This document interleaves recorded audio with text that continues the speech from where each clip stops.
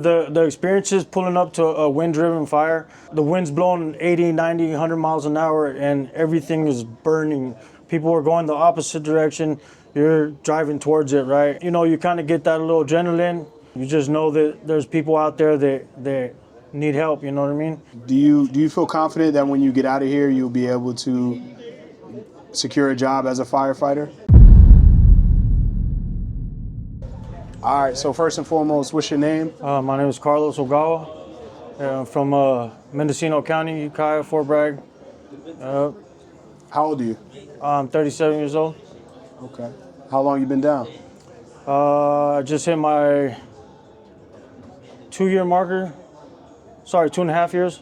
I got a 10-year term on this term. And by the grace of God, I was telling you earlier, man, through hard work, bro, and just staying busy in prison, man, I managed. I get out this year. I got about 6 months left, which puts me a little bit under 3 years on a 10-year bid. Which when I took the 10 years, I really didn't think I was going to be getting out for a minute. I thought I was going to sit down for a minute. You know, I've been to prison before, and you know, it was a couple years here and there. But when I got the 10, I felt that one. You know, But at that point, I was like, man, this is that time. It's that time to give everything up, you know. And I just made that decision to start walking down a different path, man. Absolutely. Now, when you say give everything up, what are some of the things that you... The main thing being the use of drugs, man. I've been using methamphetamine for, I want to say, about over 20 years, on and off, you know. And the day I got arrested, December 22nd, 2022, I decided that it was that time. I've never been to prison or in jail sober, so I know that it has played a major role in the reason why I kept coming back, you know. Absolutely, absolutely. If you don't mind mentioning what were you down for? What are you down for? Right now, I'm down for first-degree burglary, 2 gun charges, and I believe that's it. There's a couple other small crimes. I'm not sure, but they ran them concurrent. But my actual 10-year term was on the gun charges and first-degree burglary. Gotcha. Now, is this the first place that you came, or you said you've been to a couple other prisons throughout the state? Yeah, so I've been to San Quentin, I've been to Chuckawalla, Corcoran, Wasco, and to be honest with you, man, I never thought I would get to experience something like that, like this, and this has been a life changer for sure. For sure, being able to participate in all this. I never thought I'd be doing this in prison. I never thought I'd be hanging around with normal people from the streets that come hang out with us to, you know, give us support, man, and appreciation for what we do, you know. How much does that help in the process of rehabilitation? I think it's huge. I think it's huge because, like we were talking earlier, it's the whole thing that just to normalize, let everybody know that we are people, that we struggle. We have either drug addictions or just being from the streets, known only one way, you know, things like that. But at the end of the day, we all got families. I got a wife, a kid, you know, and we're just like anybody else, just made wrong choices, you know.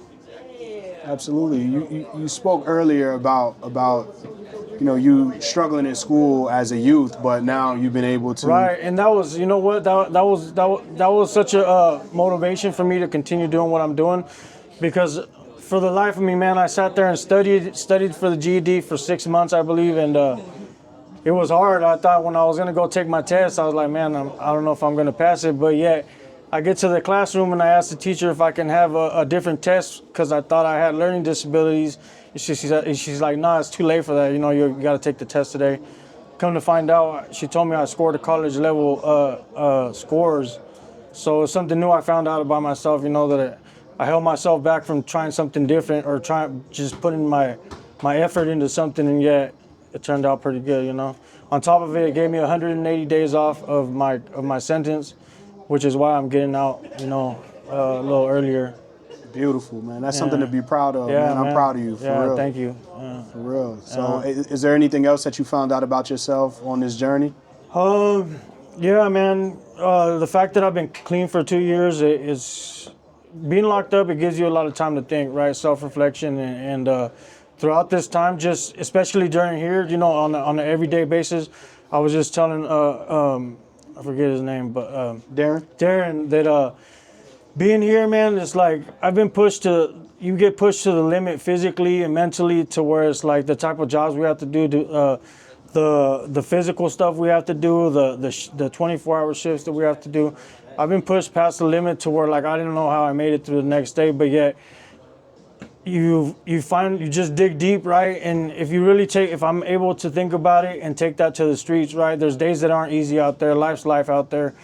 And that's what's been the biggest game changer, is being able to realize that when things get hard, right? And I literally thought some days that I wouldn't make it through the end of the shift just because I'd be so tired and just exhausted from what we do. And I'm gonna be able to take that out there, man. And I made it through here. I've been here for 12 months now. It's been a long fire season, and we've been to, I really can't count how many fires, and locally and in the state of California. And I plan to make this a career, man. I plan to make this a career, God willing. You know, I also another big thing for me is that I gave my life to Christ. So that's been another big motivation for me to keep me pushing, and a game changer.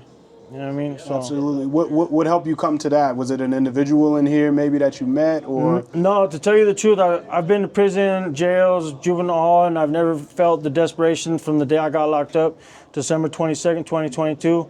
I got back to that cell and I'm back in the same situation. I got a great family, and I've been letting them down for so long, man, that it really broke me this time, you know. The day I got back into that cell, it broke me, you know.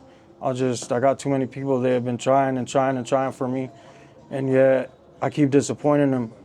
So getting back in there, it was like it broke me this time.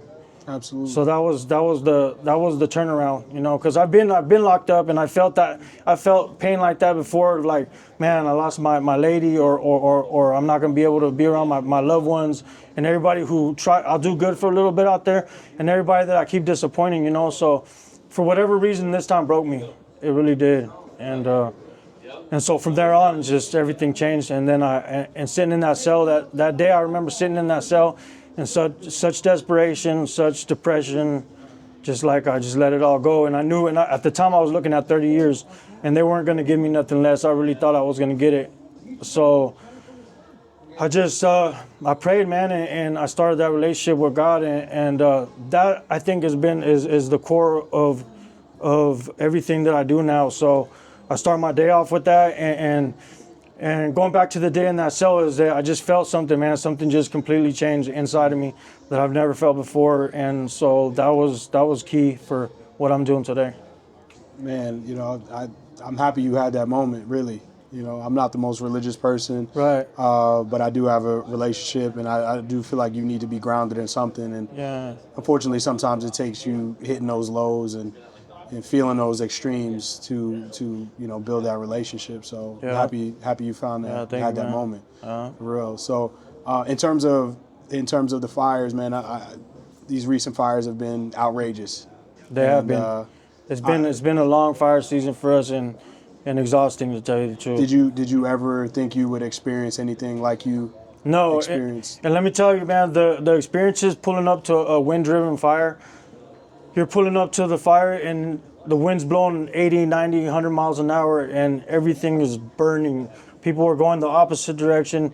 You're driving towards it, right? And it's something that you just have to go through to even explain it. Like, it's not something I've never seen before. And at the same time, you know, you kind of get that little adrenaline, you know, and you just know that there's people out there that need help, you know what I mean? So we start getting to work wherever possible, you know. Now, do you feel like doing this is a duty of yours? Do you feel like this is repaying a debt?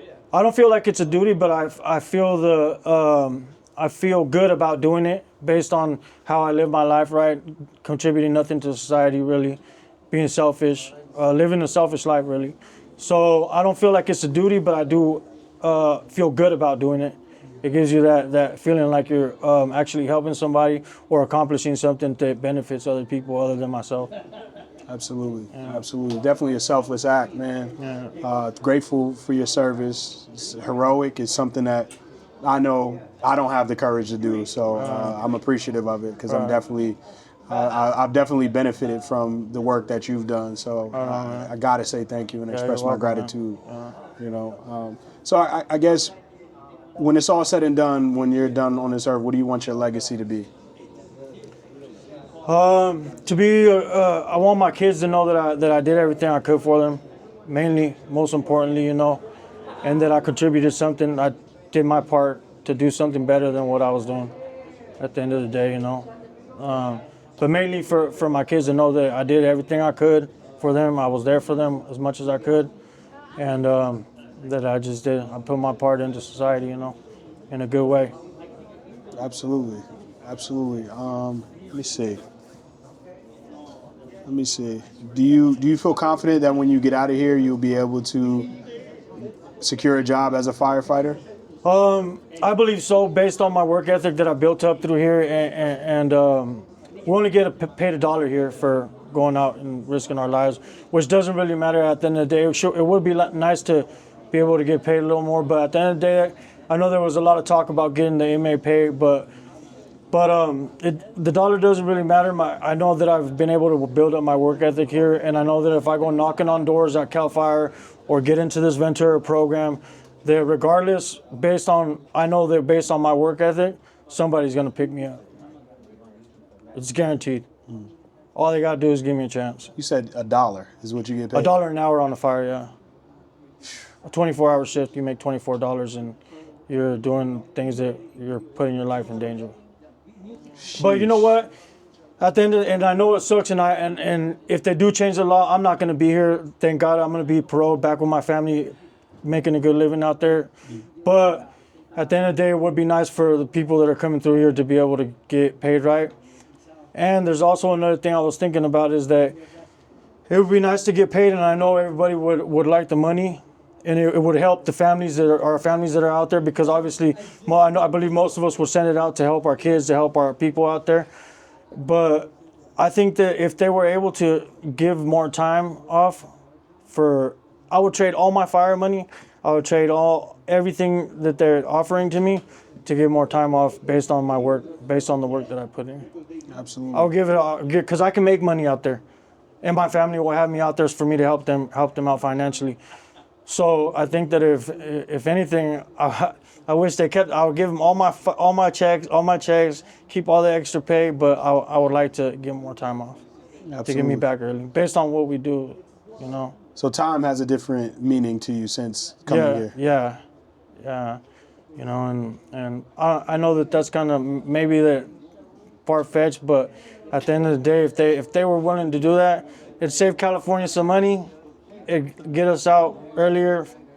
But you know, just a thought, I put it out there. So one of the things I mentioned in the other interview was grace, and like, you know, surrounding prison.